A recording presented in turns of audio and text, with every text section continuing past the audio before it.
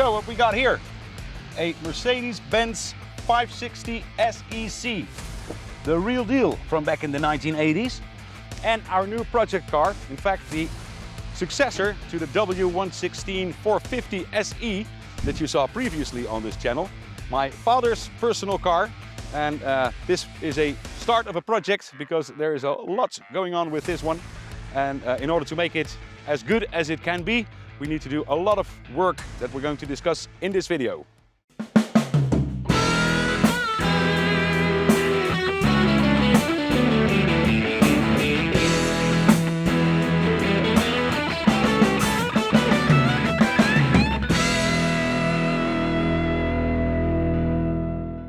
So, underway with the 560 SEC, a very luxurious land yacht from the 1980s. Top of the line, as I said previously.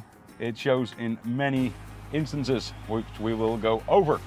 This particular car, it was newly delivered in Japan, which shows with a lot of the writing underneath the bonnet in Japanese. But it has only done 104,000 kilometers since new, which is very nice.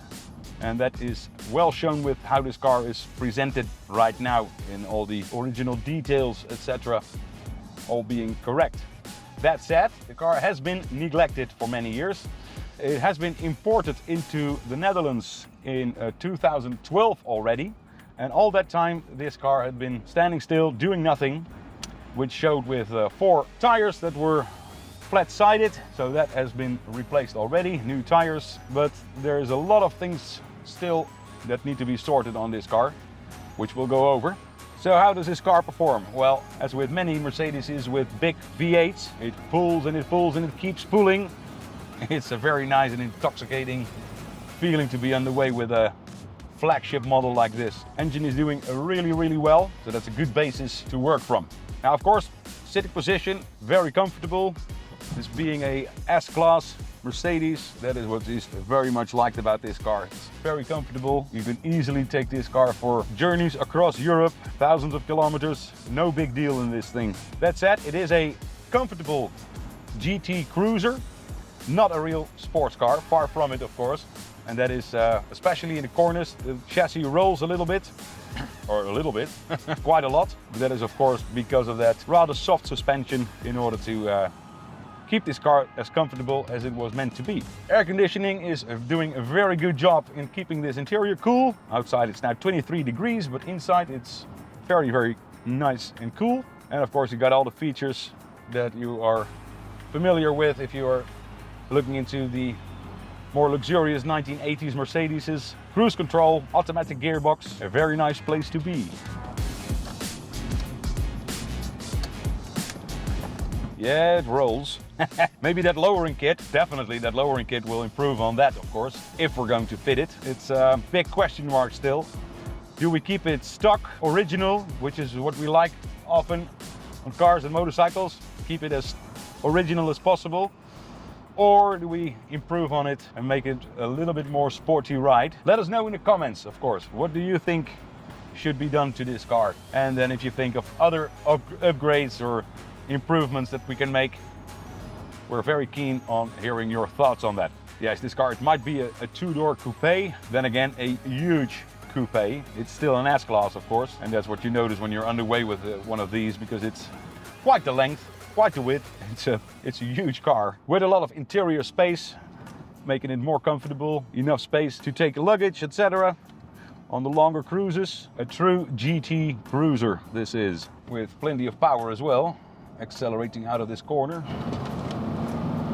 Hold on to the camera, man. Yeah, this was quite the car in the 1980s. It was unbelievably expensive.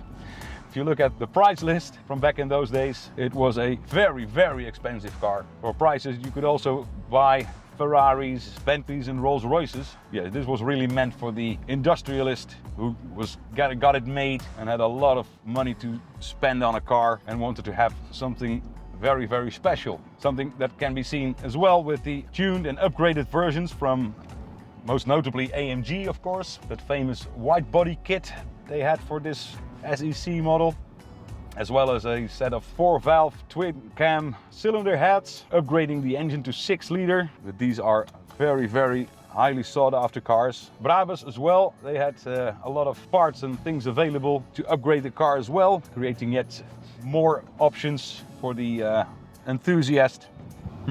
Afgesloten? Yeah. So in all, it's a very nice experience with a hugely powerful beast of a cruiser. Absolute lovely to drive this car. Performance can be enhanced, definitely, with the lowering kit, making it more sporty. But then again, it will never be a true sports car, so perhaps it should all be kept the way Mercedes thought of this car initially. It is an S-Class, and that means it's a luxury car, not a sports car, aimed at comfort. And of course that lovely V8 engine caters to that as well. Every time you bury the throttle in the thick carpet, it takes off. Hold on to the camera. Great stuff. So here we see the luxurious interior of the SEC.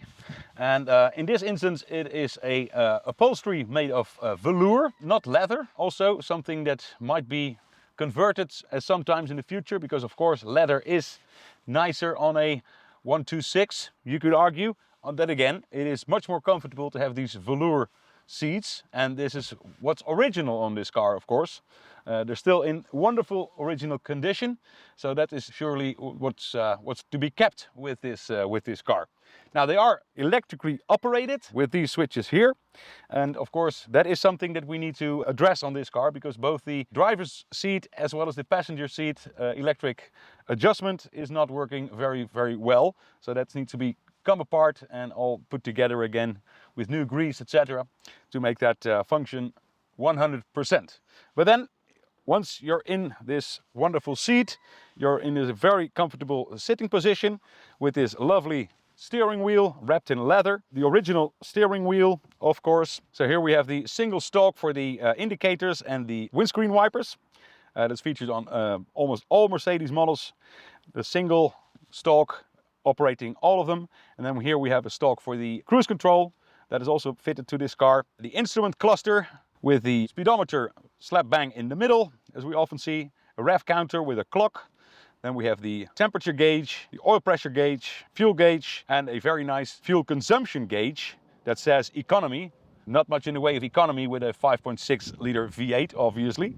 So that's very often you see that needle touching the red, where it actually means not economic at all. Then we have some dashboard lights underneath with a temperature gauge, the outside temperature.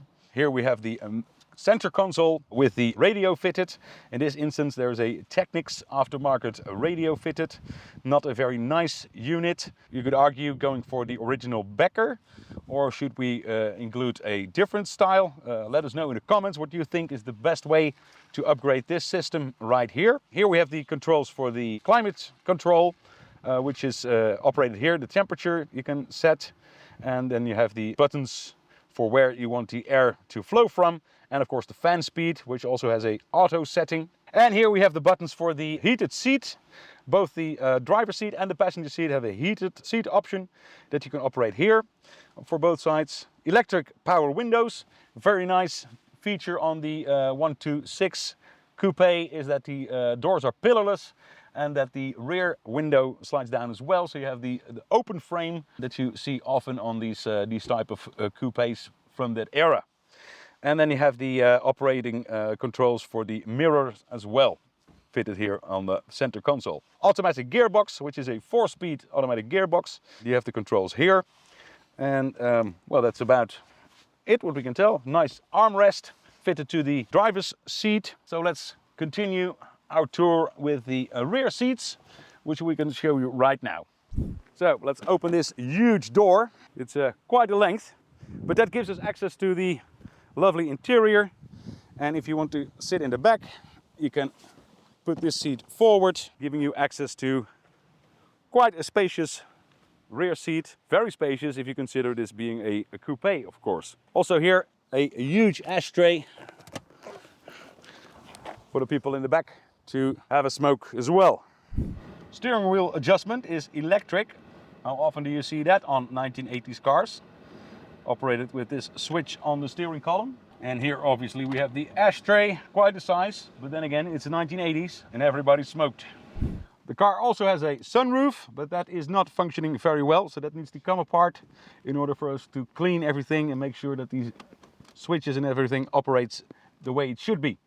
Now, reaching for your seatbelt is made easy by Mercedes with these handy dandy reachers for the seatbelt. So you don't have to grab all the way back, and then it automatically goes back to its original position. So in the workshop with this Mercedes 560 to see what we need to be doing on this car. But let's first get a glimpse of that wonderful M117 V8 engine under the bonnet. Like I said, this car was originally delivered in Japan, which is why all this script is in Japanese. But of course that adds to the history of the car, and we'll leave it at that. Of course, there is some work to do on this car. A lot has been done already, like an oil change, filters, etc. That's all been done. But we found a nasty oil leak when driving this car again after many years of standing still. And that has to do with the cylinder head gasket. On the outside, there is an oil line. Apparently Mercedes made an upgrade on that head gasket to get the oil in, because the oil is leaking to the outside on the exhaust manifolds. And that is a very nasty oil leak. It's not massive, but a few drops every 1,000 kilometers. It's still a lot of oil that's being burnt then on the hot exhaust manifolds going outside. It's especially on the right side cylinder bank, which is there the case. So that is something we need to address, which means that of course the cylinder heads have to come off for a new gasket to be fitted. And while we're at it, we're of course also going to make sure that the cylinder heads are 100% in order. The valve closing, the seals, etc., everything will be touched as well as we go on and do that. We can show you underneath the car how that oil leak is going everywhere, and that is of course not something we want on a car like this. So that's definitely something that needs to be addressed. So let's get this car in the air and look underneath.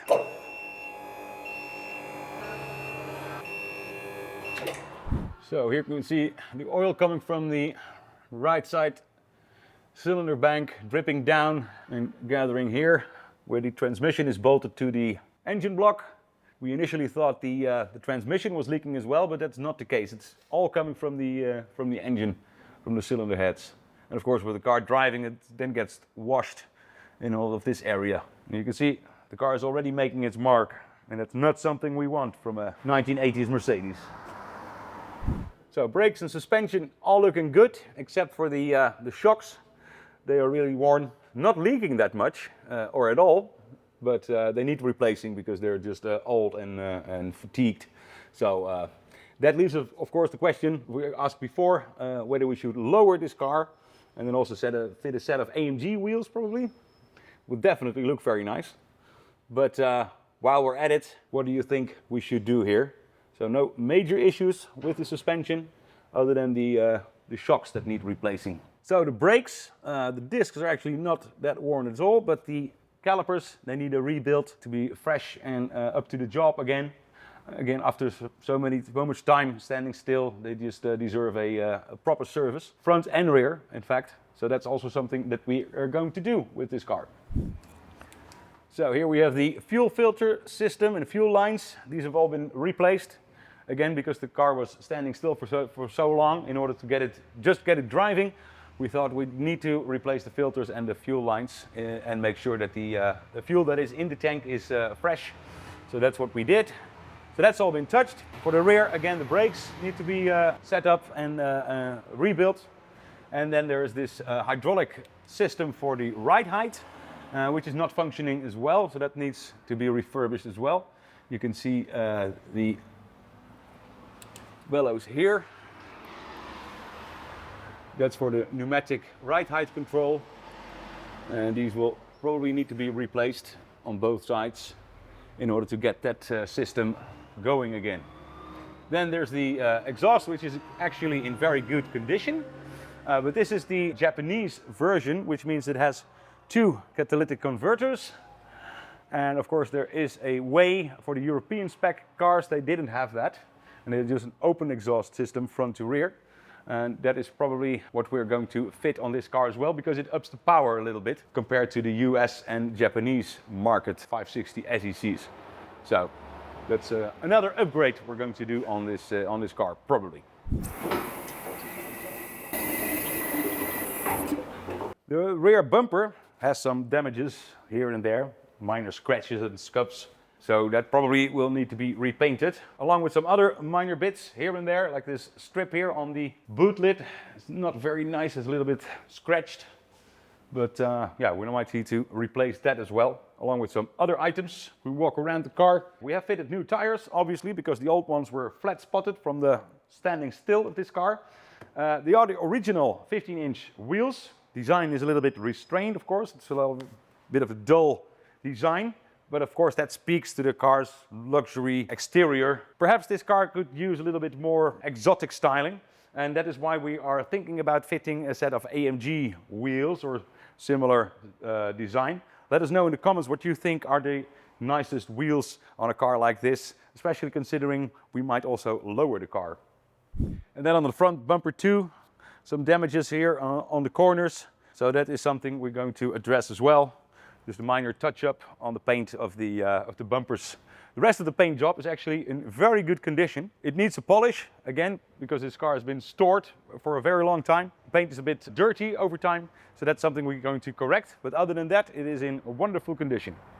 So we hope this video gives you a little bit of an impression about the 126 Coupe and this particular 560 SEC that we see here.